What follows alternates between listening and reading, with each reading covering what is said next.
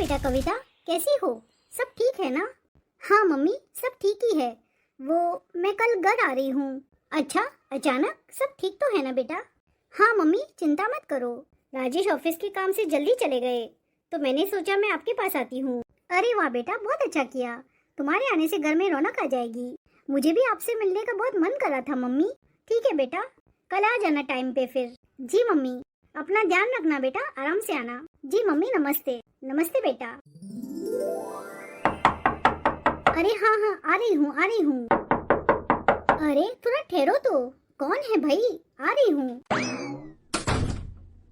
अरे कविता, आ गई तू? मम्मी, मुझे आपकी बहुत याद आ रही थी। मुझे भी बेटा। बैठो बेटा, थक गई होगी तुम।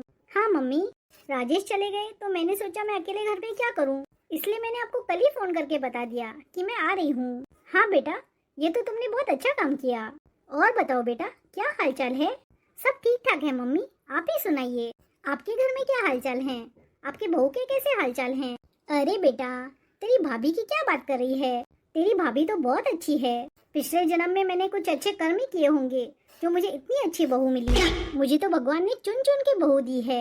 हाँ हाँ, आप तो करोगे ही अपनी बहू की तारीफ। अरे बेटा, तेरी भाभी है ही तारीफ के लायक। घर का सारा काम संभालती है, मेरा भी बहुत ध्यान रखती है। अच्छा, ऐसा क्या कर दिया उन्होंने?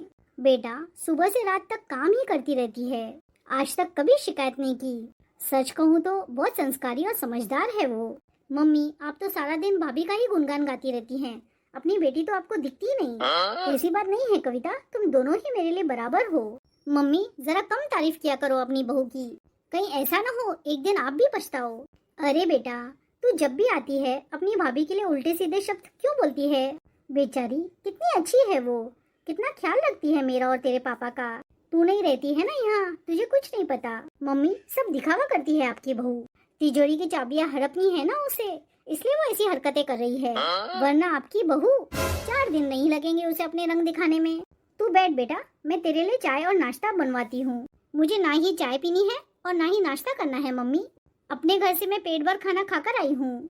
ठीक है बेटा, अगर बैठी है तो अच्छी अच्छी बातें करो। अपनी भाभी के बारे में बुरा मत बोलो। जब भी आती है अपनी भाभी की बुराई ही गाती है तू। किसी दिन अगर उसने सुन लिया ना, तो फिर वो तेरे बारे में क्या सोचेगी? कुछ अंदाजा है तुझे? मुझे कोई फर्क नहीं पड़ता मम्मी इन सब बातों से। वो मेरे बारे में क्या सोचती है उसे सोचने दो। मैं तो आपको सच्चाई ही बता रही हूँ। और मम्मी, आपकी छोटी बहू कहाँ है? कैसी है वो? उसका फोन वोन आया या नहीं? हाँ बेटा, कल तो आया था उसका फोन। अब अविनाश की जिस दिन ऑफिस से छुट्टी रहती है उस दिन दोनों आते हैं यहाँ पर। कविता बेटा, जाओ अपनी बड़ी भाभी से मिलकर आ जाओ, किचन में रहेगी वो। क्यों मम्मी, मैं क्यों जाऊँ आपकी बड़ी बहू के पास? क्या वो कोई महारानी है जिनसे मिलने में खुद जाऊं? वो भी तो आ सकती है ना मुझसे मिलने। कविता, ये कैसी बातें कर रही हो? वो अंदर किचन में काम कर रही है, अब उसे क्या मालूम कि तुम आई हो? हाँ मम्मी, उन्हें पता तो नहीं होगा। रुकिए, मैं आवाज लगाती हूँ बड़ी भाभी को। बड़ी भाभी, बड़ी भाभी। अरे दीदी, आप कब आई?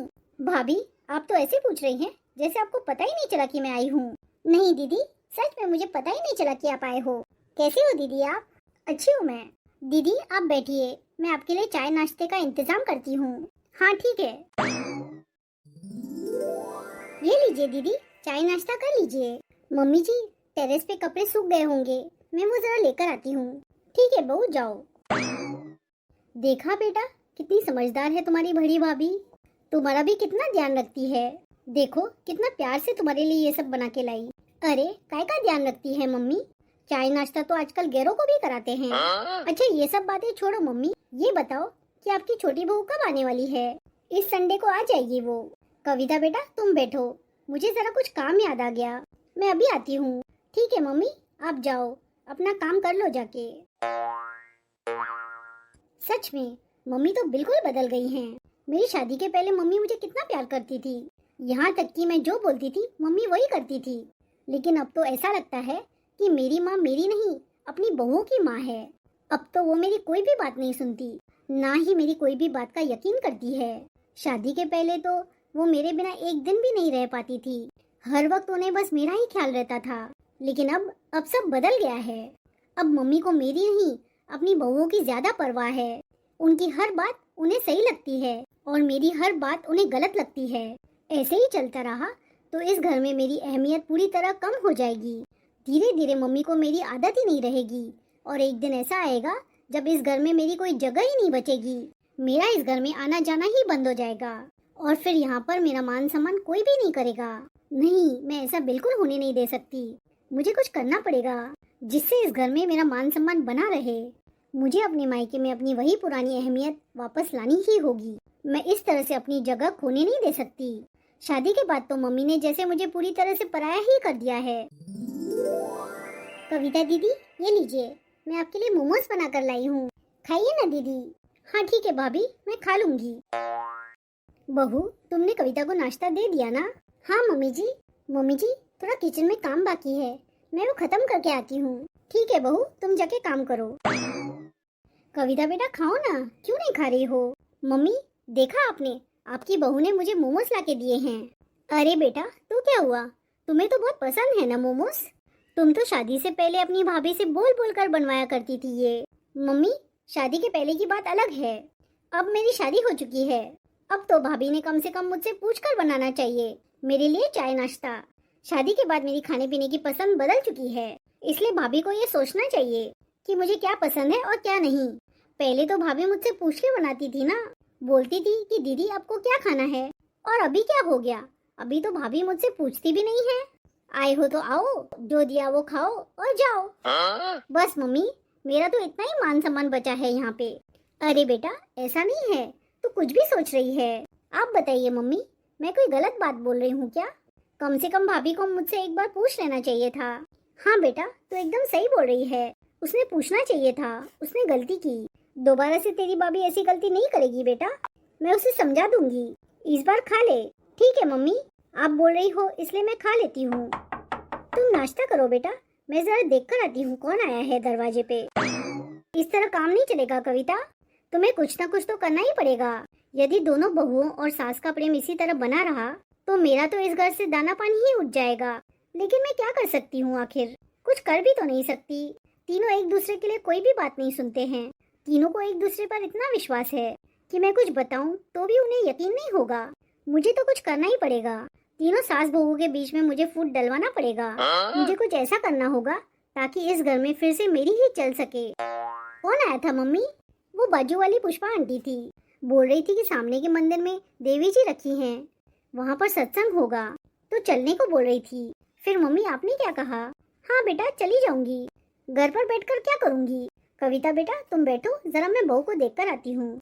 उर्मिला बहू, ओ उर्मिला बहू, देखो तो बहू का नाम ऐसे लेती है मम्मी जैसे उनके मुंह से मोती जड़ रहे हों। बस मुझे सास और बहू का प्रेम ऐसा देखा नहीं जाता। मम्मी जी। हाँ बोलो बहू। देवर जी का फोन आया था, वो दोनों बस पहुंचने ही वाले हैं घर। अरे वाह, ये तो खुशी की बात है। हाँ मम्मी जी, मुझे भी बहुत खुशी हो रही है। बहुत दिन हो गए अपनी देवरानी से मिले हुए। मैं जल्दी से उन दोनों के लिए उनकी पसंद का खाना बना देती हूँ मम्मी जी। हाँ बेटा जाओ, जल्दी जाओ। चलो, सारा खाना तो बन गया है, और वो भी देवर और देवरानी जी की पसंद का। सबके पसंद का खाना बना लिया है मैंने। आज कितनी खुशी का दिन है। मेरी शादी को 5 साल हो गए, लेकिन अभी तक मैं माँ नहीं बन पाई। कभी कभी दिल बहुत दुखता है, लेकिन आज नहीं। आज मैं सिर्फ खुश रहना चाहती हूँ। पूरे 2 महीने हो गए देवर देवरानी जी से मिले हुए, लेकिन देवर और देवरानी जी के आने से ज्यादा तो मुझे मुन्ने के आने की खुशी है। और वैसे भी बबीता मेरी देवरानी कम और मेरी बहन ज्यादा लगती है। सगी बहन से ज्यादा मानती है वो मुझे, और मैं भी उसे अपनी सगी बहन से ज्यादा चाहती हूँ। भगवान हम दोनों के प्रेम को ऐसे ही बनाए रखे। बबीता का बच्चा भले ही मेरा नहीं है, लेकिन मैं उसे अपने बच्चे की तरह ही प्यार दूंगी। उसकी नन्ही सी मुस्कान, उसकी किलकारी इस घर में नई खुशियाँ भर देगी। बस अब जल्दी से वो घर आ जाए। मैं उसे अपनी गोद में लेने के लिए और इंतजार नहीं कर सकती। बाहर जाके देखती हूँ, न जाने कब ये लोग आएंगे। इंतजार की घड़ी खत्म ही नहीं हो रही। शायद आ गए वो। देवर जी, बबीता, आपका सफर तो अच्छा रहा ना? हाँ दीदी, बस थोड़ी थकान हो रही है। हाँ हाँ, बहुत लंबा सफर था ना। मम्मी जी देखिए तो, देवर जी और बबीता आ गए हैं। जाओ बेटा, अपनी बड़ी मम्मा की गोदी में जाओ। अरे मेरा राजा बेटा आ गया। दीदी, जब तक हम लोग इधर हैं तब तक मुन्ने को आप ही संभालना। हाँ हाँ बबीता, मुन्ने को तो मैं ही संभालूंगी, आखिर वो मेरा भी बेटा है। हाँ दीदी। अरे तुम लोग आ गए, कब से इंतजार कर रहे थे। प्रणाम मम्मी मम्मी। जी। खुश रहो बेटा, खुश रहो। अब चलो बेटा, फ्रेश हो जाओ, फ्रेश होकर खाना खा लो। हाँ मम्मी, बहुत भूख भी लगी है। चलो बबीता, पहले फ्रेश हो जाते हैं। हाँ हाँ चलिए। दीदी क्या कर रहे हो आप? बस किचन में खाना बनाने के लिए आई थी बबीता। दीदी एक काम कीजिए, आप मुन्ने को खिलाइए, मैं खाना बना लेती हूँ। नहीं नहीं बबीता, तुम कहाँ इतने लोगों का खाना बना लोगी, तुम्हारी आदत नहीं है। मैं हूँ ना, मैं बना दूंगी। तुम जाओ जाके मुन्ने को देखो।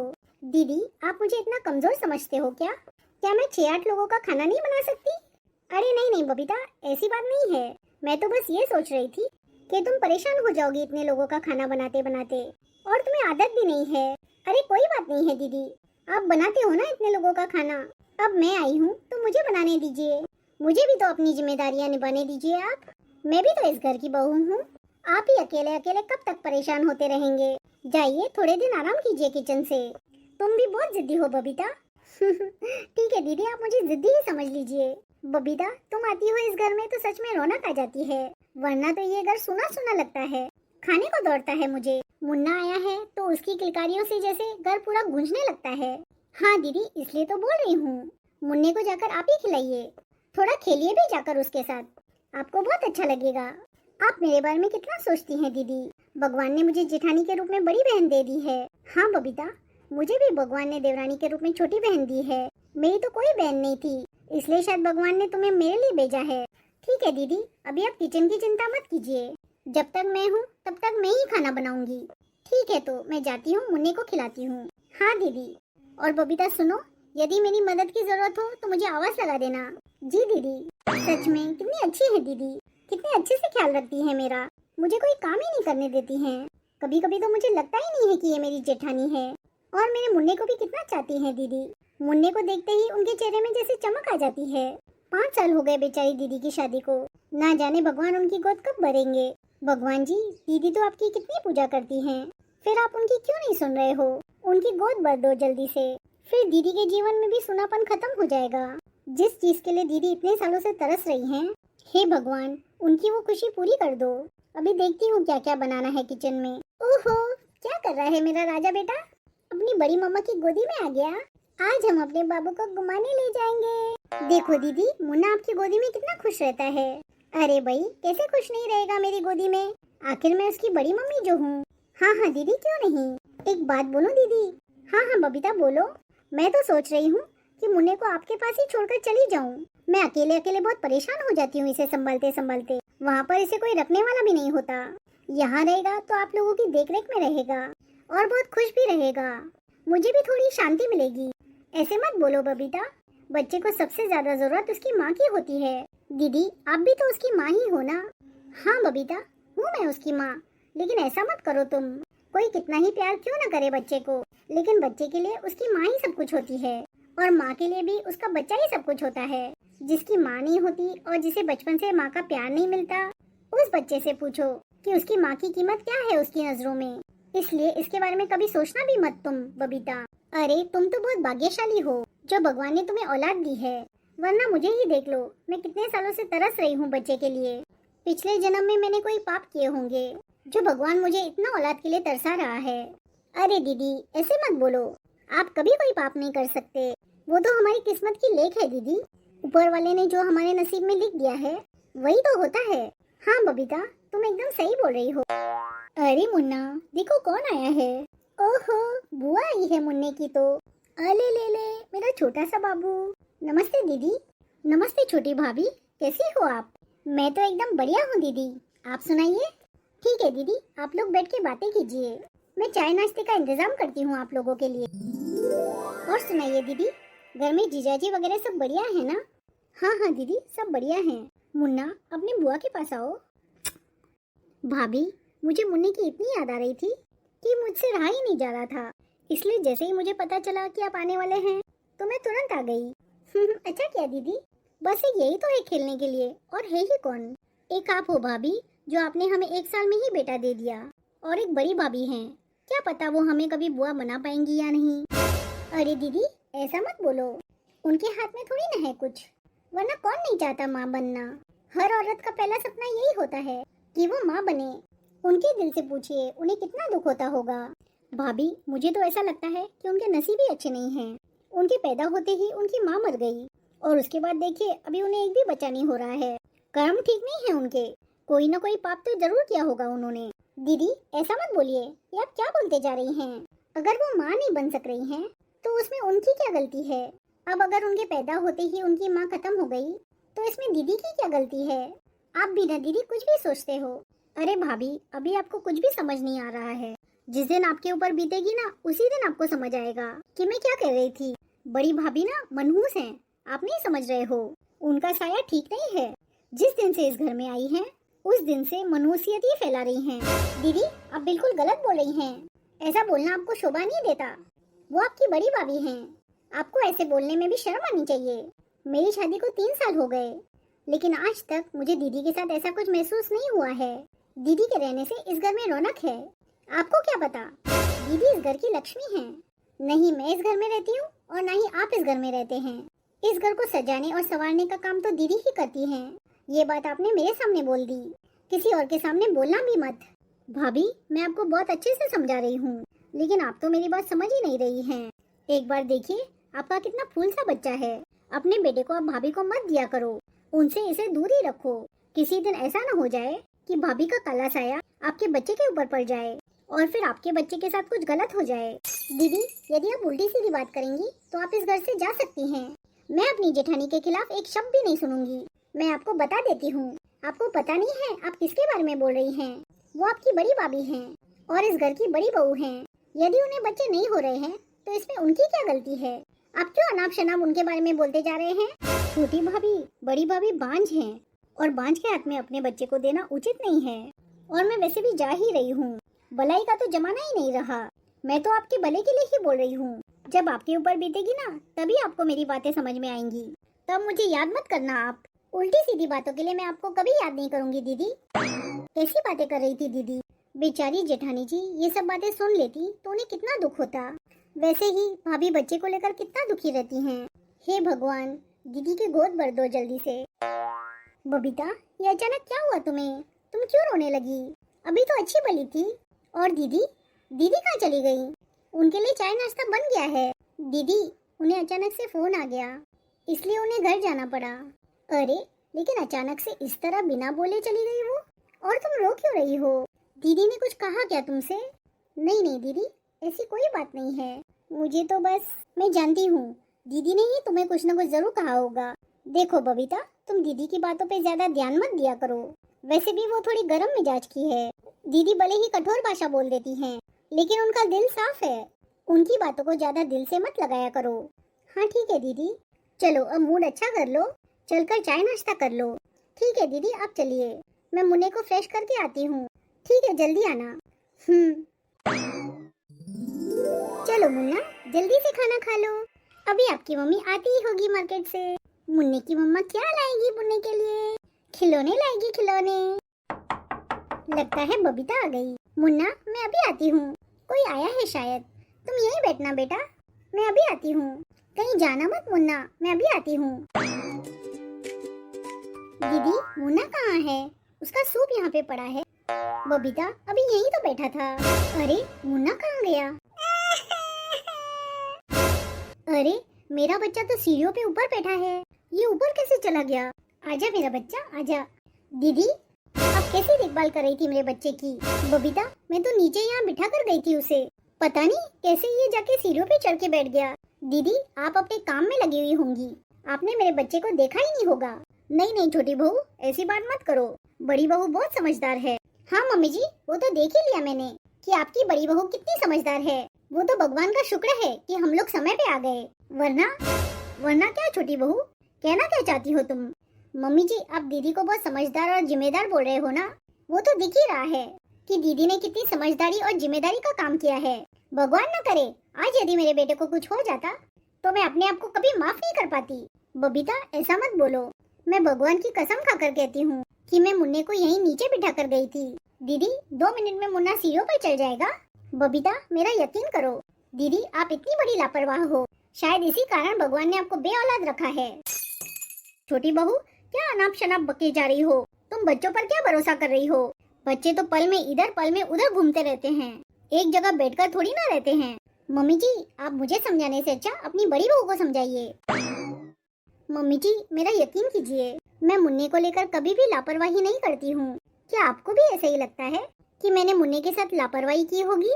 नहीं नहीं बड़ी बहू, मुझे तुम्हारे ऊपर पूरा यकीन है।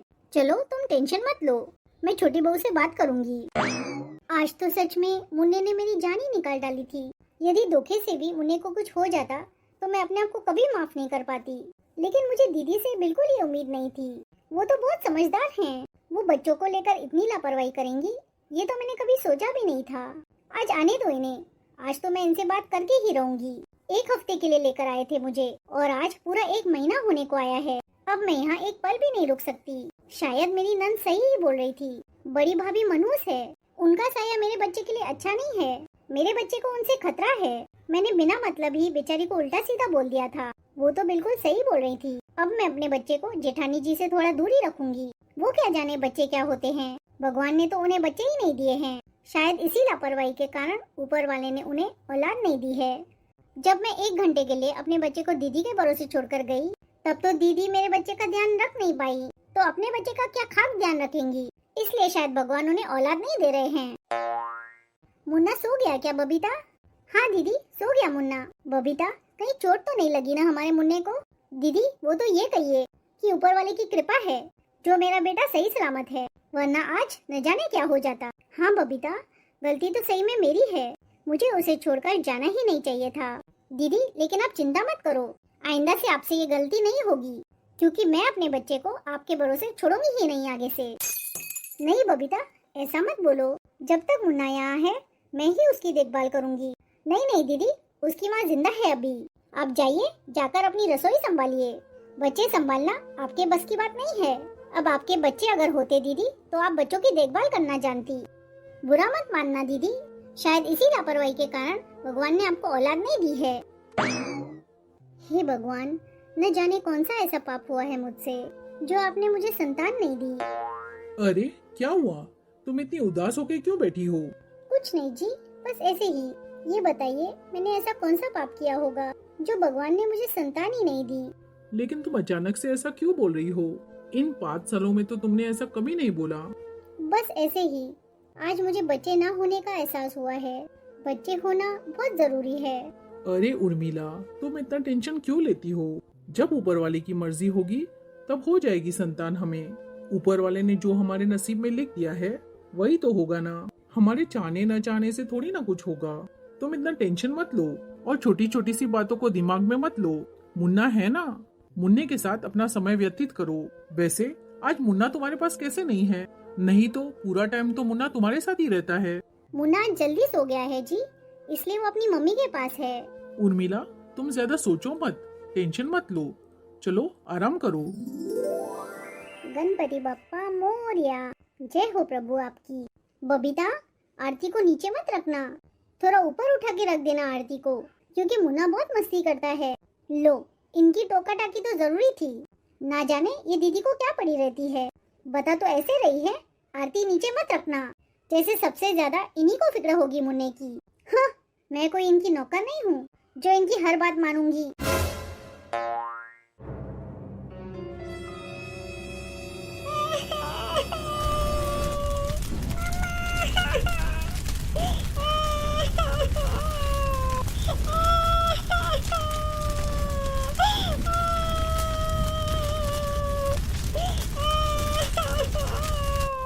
ये मुन्ना के रोने की आवाज कहाँ से आ रही है? मुन्ना, कोई बचाओ मेरे मुन्ना को, कोई बचाओ प्लीज, मेरे बच्चे को कोई बचा लो, प्लीज बचाओ कोई। बबीता, तुम इतना चिल्ला क्यों रही हो? ये क्या, ये सब कैसे हुआ बबीता? मुन्ना, दीदी मेरे मुन्ने को बचा लीजिए प्लीज। तुम चिंता मत करो बबीता, मैं अभी लेकर आती हूँ मुन्ने को, उसे मैं कुछ भी नहीं होने दूंगी। बबीता, इसे आराम से लो। दीदी, मैं मुन्ने को नहीं ले सकती, बहुत आग फैल रही है, मैं जल जाऊंगी। ये लो बबीता, अपने मुन्ने को संभालो, मुन्ने को लेकर बाहर जाओ बबीता। मेरा राजा बेटा, कुछ नहीं हुआ ना मेरे बेटे को? हे भगवान, मैं कितनी बड़ी गलती करने जा रही थी। अपनी बहन जैसी जेठानी को क्या कुछ नहीं बोला। आज यदि मेरा बेटा मेरी गोदी में खेल रहा है तो मेरी जेठानी के कारण ही खेल रहा है। बबीता बहू, क्या हुआ? तुम क्यों रो रही हो? मम्मी जी, आज बड़ी अनहोनी हो गई मुन्ने के साथ। क्या अनहोनी हो गई छोटी बहू, बताओ। मम्मी जी, मैंने पूजा करके दिया लगा दिया था और दीदी ने मुझे चेतावनी दी कि बबीता दिया नीचे मत रखना, लेकिन मैंने बिल्कुल भी नहीं सुनी दीदी की बात। मैं दिया लगाकर आ गई मम्मी जी, और मेरे पीछे से कब मुन्ना पूजा कमरे में चला गया मुझे पता ही नहीं चला। उसने आरती की थाली पलटा दी मम्मी जी, और मंदिर के नीचे जो मैट बिछा था उसमें आग लग गई, और आग लगने के कारण आग फैल गई मम्मी जी, और मुन्ना अंदर फंस गया। मैं तो अंदर जा ही नहीं पा रही थी मम्मी जी। वो तो दीदी का भला हो जो दीदी ने समय पर जाकर मेरे मुन्ने की जान बचा ली। मुन्ना ठीक तो है ना छोटी बहू? हाँ मम्मी जी, मुन्ना बिल्कुल ठीक है। मुन्ना ठीक है ना बबीता? हाँ हाँ दीदी, मुन्ना एकदम ठीक है। दीदी, आप मुन्ने को गोदी नहीं ले रही हैं? देखिए ना दीदी, वो आपको देखकर कितना खुश हो रहा है। नहीं बबीता, मैं बच्चे को रखने के लायक नहीं हूँ। मैं मुन्ने की देखभाल अच्छे से नहीं कर सकती। मुझे माफ कर दो बबीता। नहीं दीदी, प्लीज ऐसा मत बोलिए, मुझे माफ कर दीजिए। मुझसे बहुत बड़ी गलती हो गई। गुस्से में मैंने आपको बहुत भला बुरा कह दिया। मेरी मति मारी गई थी दीदी, जो मैंने आपको इतना उल्टा सीधा शब्द बोला। प्लीज दीदी, मुझे माफ कर दीजिए। मैंने अपनी बहन जैसी जेठानी पर कितना कुछ आरोप लगाया। दीदी, ये एहसान मैं आपका कभी नहीं भूल सकती। अगर आज आप नहीं होती तो पता नहीं मेरे मुन्ने के साथ क्या हो जाता।